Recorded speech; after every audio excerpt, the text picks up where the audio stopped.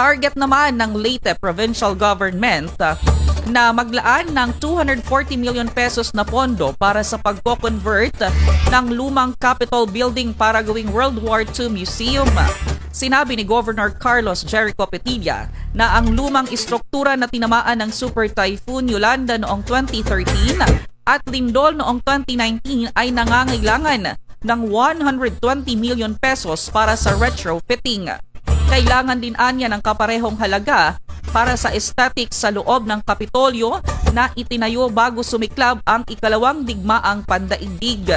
Inihayag ni Petilla na maraming World War II artifacts sa Leyte, mga wartime memoirs sa itinago sa mga kabahayan na kailangan ng tamang lugar para maalagaan at maingatan.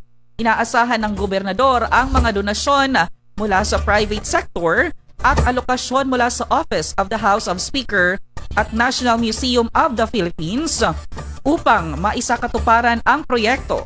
Target ng provincial government na makumpleto ang naturang proyekto sa loob ng 2 taon. Buena Mano Balita.